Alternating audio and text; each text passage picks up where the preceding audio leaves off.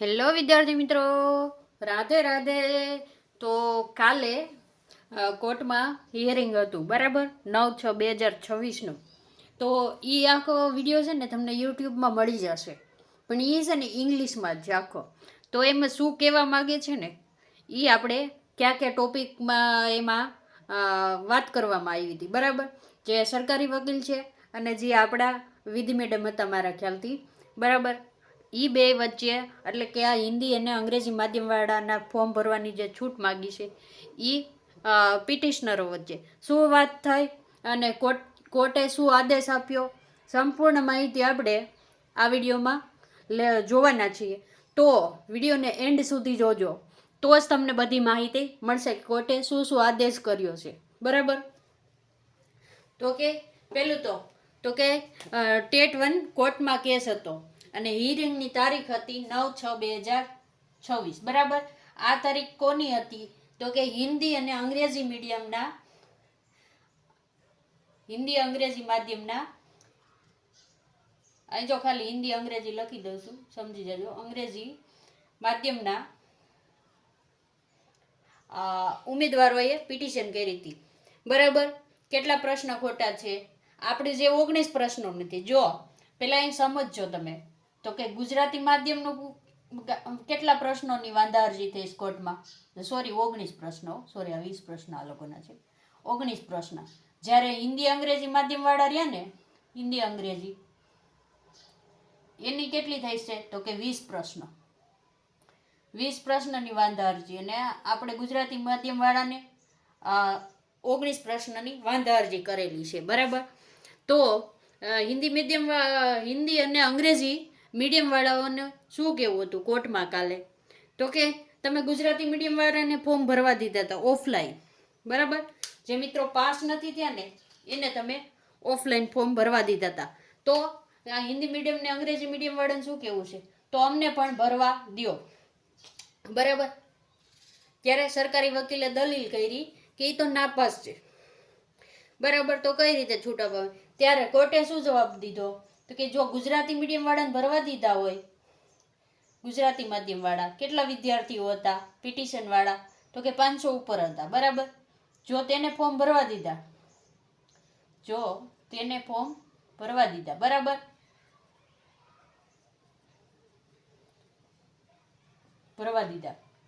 તો કે હિન્દી મીડિયમ વાળા છે અને ઇંગ્લિશ મીડિયમ વાળા છે, બરાબર. તો કે હિન્દી ઇંગ્લિશ વાળા, અંગ્રેજી જો અહીંયા શોર્ટકટમાં લખું, બરાબર. તો કે એના છે ને ટોટલ કેટલા પિટિશનર છે ખબર? 11 પિટિશનર છે. કેટલા છે? 11 ઉમેદવારો છે જેણે વાંધા અરજી કરી, બરાબર. તો એ લોકોની માંગ હતી કે અમને પણ ફોર્મ ભરવા દો. અહીંયા 11 ગણવા, એમાં પણ નોખી 3 પિટિશન છે. એક પિટિશનમાં 9 ઉમેદવારો ભેગા છે અને 2 પિટિશનર છે ને એ અલગ અલગ છે, એક કરેલી. ટોટલ 11 છે. કેટલા? અને પ્લસ કરી દો એટલે ટોટલ 11 પિટિશનર થઈ જશે. ટૂંકમાં 3 અરજીઓ થયેલી છે. અંગ્રેજી અને હિન્દી માધ્યમમાં કેટલી છે? 3 અરજીઓ થયેલી છે. આ ત્રણેય અરજીઓને કમ્બાઈન કરી અને આ લોકોએ ફોર્મ ભરવાની છૂટ માંગી કાલે 9 તારીખે, બરાબર. કોર્ટે શું કીધું? જો તમે આપણે ગુજરાતી મીડિયમને ભરવા દેતા હોય, જો ગુજરાતી મીડિયમને ભરવા દીધા હતા, તમને ખ્યાલ છે, ગુજરાતી વાળાને ભરવા દીધા, તો આ લોકોને પણ ભરવા દો. અમને પણ તે રીતે એટલે કે આવશે, અમને પણ તે રીતે ઓફલાઈન ફોર્મ ભરવાની છૂટ મળી ગઈ છે. ફોર્મ ભરવા દો, બરાબર. એટલે જે મિત્રો આ 11 પિટિશનરો છે ને એને હવે આજ જે છેલ્લી તારીખ છે, 10 તારીખ છેલ્લી છે, તમને ખબર છે ફોર્મ ભરવાની કેટલી છે? 10 તારીખ છે ને છેલ્લી છે. જો છેલ્લી તારીખ કેટલી છે ફોર્મ ભરવાની? તો કે 10 એટલે આજે જ. તો જેવું ગુજરાતી મીડિયમ વાળાને થયું હતું ને કે આગલા દિવસે કોર્ટે કીધું કે હા તમને ઓફલાઈન ફોર્મ ભરવા દેવામાં આવશે, અને બીજે દિવસે બધાય ગાંધીનગર ફોર્મ ભરવા ગયા હતા. તો આ લોકોને પણ કાલે 9 તારીખે છૂટ આપી અને આજ 10 તારીખ છે. તો આજ 11 વાગે કે સ્વીકાર કેન્દ્રમાં જમા કરવાની, પણ ઓફલાઈન. કેવી? ઓફલાઈન એટલે કે એનું જે ફોર્મ ને એ હોય બધું ભરીને, તમારે ઓનલાઈન નથી ભરવાનું, બધું ભરીને અને તમારે જમા કરાવવાનું. એમાં તમારી પાસે બાહેંધરી પત્રક પણ માગ્યું છે કે તમે ભરતીમાં ક્યાં ઊભી રાખશો નહીં, અને જો કોર્ટ તમારા માર્ક નહીં સુધારે તો તમે કોઈ વિરોધ નહીં કરો, એવી રીતનું બાહેંધરી પત્રક હોય છે, એ તમારે ભરવાનું છે. અને એ રીતે આ 11 જે ઉમેદવારો છે એને ફોર્મ ભરવાની છૂટ મળી ગઈ છે. હવે તમને ખબર છે હિન્દી ને અંગ્રેજી માધ્યમથી પાસ જ બહુ ઓછા છે, તો પિટિશનર પણ ઓછા જઈ છે, બરાબર. તો આ 11 મિત્રોને ફોર્મ ભરવાની છૂટ આપી ગઈ છે. અને સરકારી વકીલ સાહેબનું એવું કહેવું છે કે હવે તમે છે ને કોર્ટનો ચુકાદો જલ્દી લાવો. શું કામે? અમારે ભરતી પ્રક્રિયા પણ પૂર્ણ કરવાની છે વહેલામાં વહેલી તકે, શિક્ષકો ઘટે છે. એટલે એણે કોર્ટને વિનંતી કરી છે સરકારી વકીલ સાહેબે કે ભરતી પ્રક્રિયા માટે આનું જલ્દી ને જલ્દી સોલ્યુશન આપો.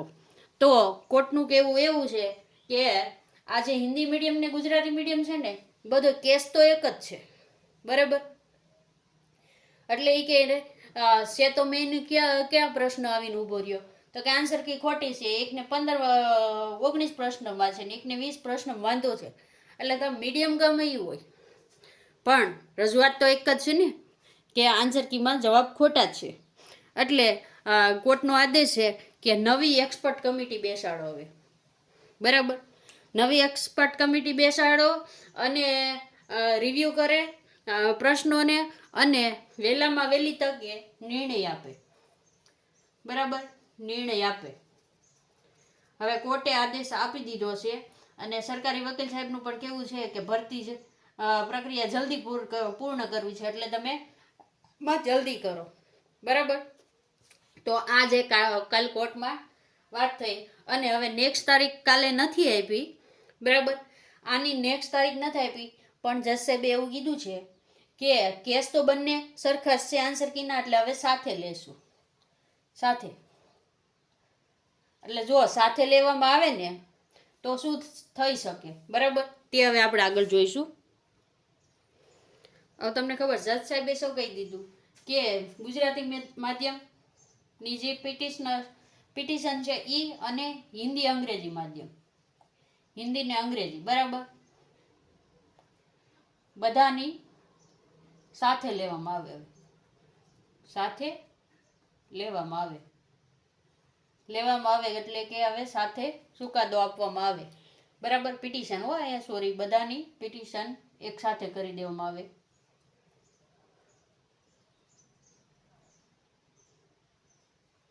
થોડુંક લખવામાં રહી ગયું, એક સાથે લેવામાં આવે.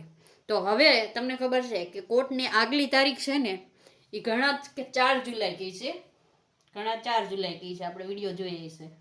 અને આપણા જ ઓલા વિડીયોમાં તમે જોઈ લ્યો તો આપણે ખુદે કહેલું છે કે 6 જુલાઈ, બરાબર. હવે આમાં આપણી સમજણ મિસ્ટેક પણ હોઈ શકે અને અલગ અલગ 2 તારીખ પણ હોઈ શકે, એટલે આ બેમાંથી એક તારીખ હશે. જો આપણે તો 6 જુલાઈ જ આપેલી છે, બરાબર. પણ ઘણા મેં જગ્યાએ જોયું તો 4 જુલાઈ પણ કહે છે, બરાબર, કોર્ટની નવી તારીખ. તો આ બેમાંથી એક હશે, એ ફાઇનલ છે, બરાબર. એટલે આપણે અત્યારે ડિક્લેર નથી કરતા, આ બેમાંથી એક હશે. અને કાલે આપણે શિક્ષકોની ભરતી માટેના જે ન્યૂઝ તમને મળેલા હશે કે જે ઉમેદવારો ટેટ 1 પાસ છે ને જેણે ભરતી પ્રક્રિયામાં ફોર્મ ભર્યું છે એ કાલે ગાંધીનગર રજૂઆત કરવા ગયા હતા, એનો વિડીયો પણ આપણે મૂકી દીધેલો છે. તો શિક્ષણ મંત્રી રીવાબા જાડેજાને પણ મળેલા છે. એનો જવાબ પણ શું હતો કે આપણે ખાલી એટલું જ પૂછ્યું હતું ઉમેદવારે કે ભરતી પ્રક્રિયા દિવાળી પહેલાં થશે કે પછી. તો ફાઇનલ જવાબ તો નથી આપ્યો, પણ થઈ જશે કીધું છે. એટલે ભરતી પ્રક્રિયા તો થશે જ, પણ થોડુંક ડિલે થઈ શકે. તો થોડીક શાંતિ રાખો, ભરતી થશે. પણ એ લોકોનું કેવું શું હતું ખબર છે? કાલે શું ન્યૂઝમાં મળ્યું છે કે બધું હવે કોર્ટ ઉપર છે, કોર્ટ ઉપર છે.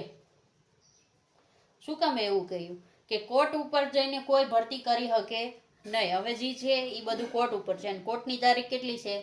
4 જુલાઈ. તો હવે તમારે જો વહેલા PML ને મેરિટ ને ભરતી પ્રક્રિયા જો જલ્દી કરવી હોય ને તો શું કરી શકાય, બરાબર. તો જેવી રીતે કાલે રજૂઆત કરી એવી રીતે જે પિટિશનર છે ને એ બધા એમના વકીલો થ્રુ એવી કોઈ પ્રોસેસ કરે કે આ તારીખ આગળ લઈ આવવામાં આવે, કેવી આગળ આવે, બરાબર. હજી પણ જો 1 તારીખમાં તો ફાઇનલ નિર્ણય આવે ને એવું આપણને લાગતું નથી. શું કામ હજી પાછું હિન્દી મીડિયમ ને ઇંગ્લિશ મીડિયમ વાળાનું કાલનો કોર્ટનો કેસ જોઉં તો એને એક્સપર્ટ કમિટી બનાવવાનું કીધું.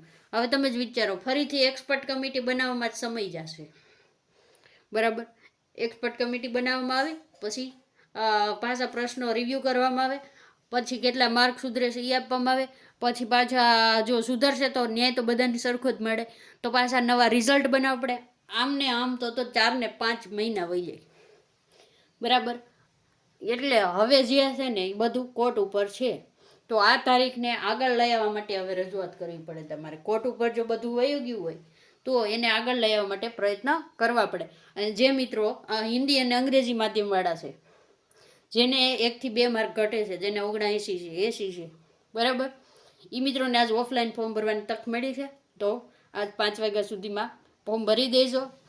કાલે તમારું ફોર્મ કોઈ સ્વીકારશે નહીં. આજ લાસ્ટ ડેટ છે 10 છે એટલે, બરાબર. અને આગળનો માહિતી જેવી આપણને કંઈ નવી મળશે એટલે આપણે તરત જ વિડીયો બનાવીને મૂકી દઈશું, બરાબર. જો વિડીયો સારો લાગ્યો હોય તો લાઈક કરો, ચેનલને સબસ્ક્રાઈબ કરો અને વિડીયોને શેર કરો, જે તમારા મિત્રોને સાચી માહિતી પહોંચાડી શકે. ઘણાએ શું કર્યું, ખાલી ઇંગ્લિશનો વિડીયો મૂકી દીધો હશે, પણ આપણે ગુજરાતી ટ્રાન્સલેટ કોઈ કરતું જ નથી. શું કહેવા માંગ્યું, બરાબર.